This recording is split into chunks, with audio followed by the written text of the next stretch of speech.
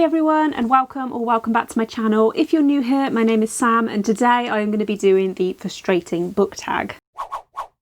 This tag was originally created by Paige from the PM Reader and I was tagged to do it by Nat from Nerdy Nat Reads, so I'll leave both of their videos linked in the description if you would like to check those out. There are, I think, 10 questions in total and they're all themed around things that you find frustrating as a reader. So I'm not going to ramble, I'm going to get straight into it with question 1, which is: name a book you predicted would be 5 stars but wasn't. The first book that springs to mind for this is Where the Crawdads Sing by Delia Owens, because I was so desperate to read this book. I put my name down for it at the library and I waited for months and months and months before I was finally able to borrow it, and I didn't hate it, but I ended up being a little bit disappointed. This book was all over Bookstagram earlier this year and I was convinced that I was going to love it, and I ended up giving it 3 stars. I didn't like the beginning, it was really slow to get going.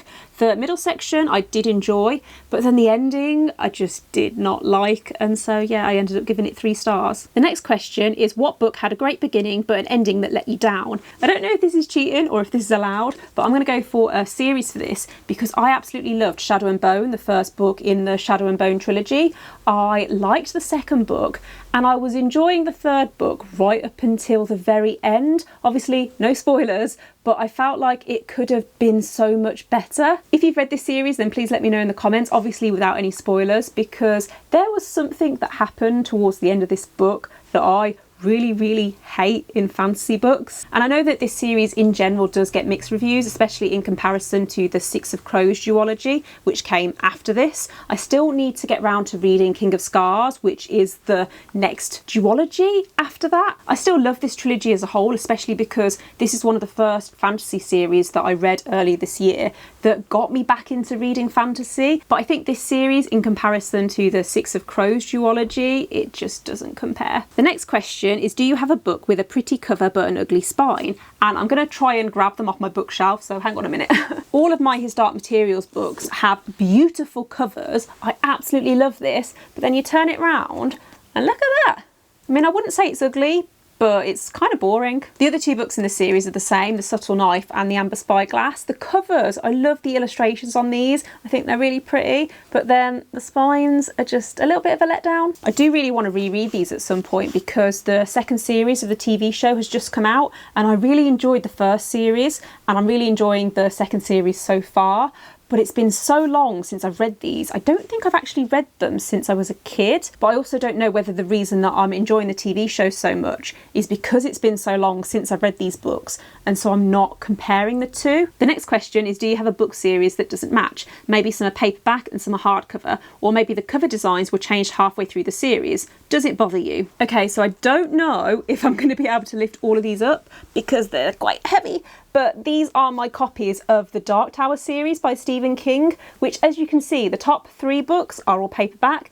Then I've got a random hardcover in a different edition, followed by 2 more hardcovers, and finally another paperback. Okay, I'm going to put these down because they're heavy. Basically what happened is my mum got me books 4, 5 and 6 of the series because she knew that I liked Stephen King and she spotted these in a charity shop. Didn't realise that they were actually the middle books in a series. So I went out myself and bought the rest of the books in the series, books 1, 2 and 3 and book 7, but I bought them as paperbacks because at the time I think I was 16 or 17 and hardbacks are expensive, man. As to whether it bothers me, no, not really. I think I would actually prefer to own these middle books as paperbacks because they take up so much room on my shelf and also they're heavy. The next question is there a book from when you were younger that you can remember parts of but cannot remember the name of or find anywhere? Right, so there's a book that I read, I think in English when I was in school, and it was about a nuclear war, I think. I'm pretty sure the book was split into 3 sections, where the first section was following this family right after the start of this war, where they were trying to lock themselves in the house and avoid getting radiation poisoning. Then the second section was set in this nuclear bunker where a load of people had fled and hid after this nuclear war, this nuclear disaster.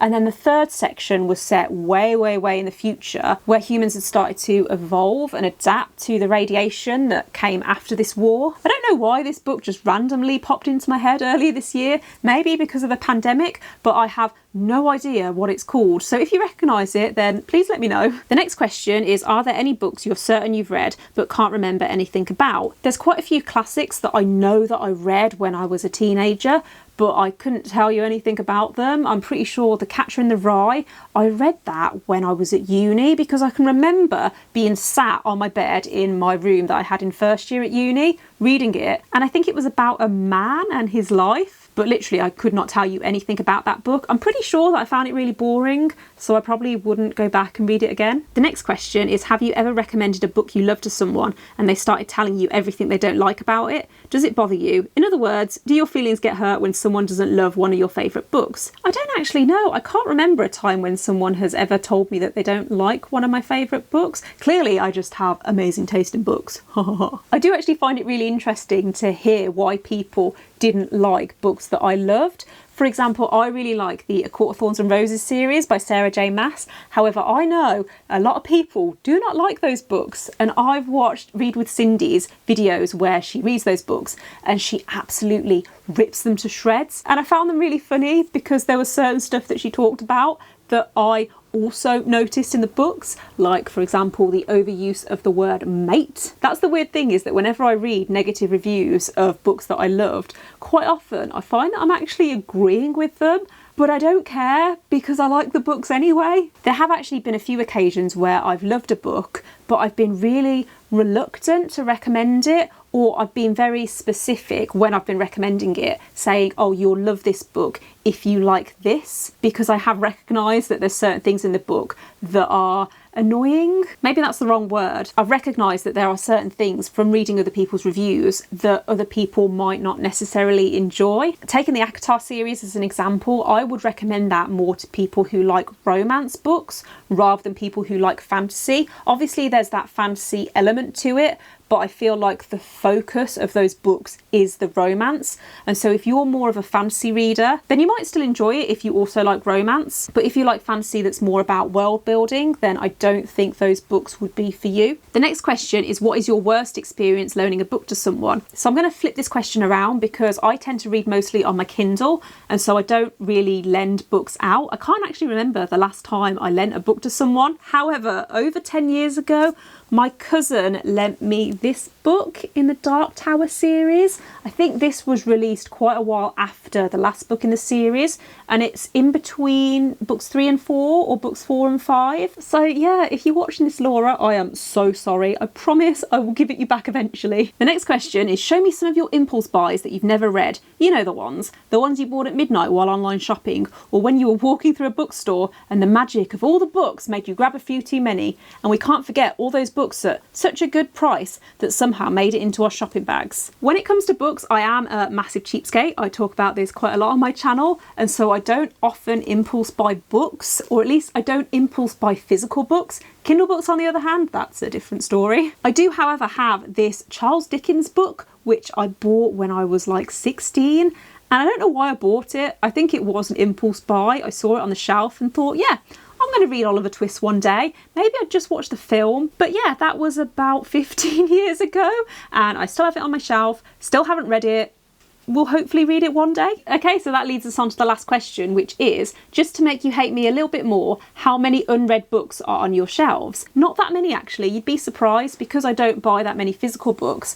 I think I've only got 1 or 2, definitely less than 5.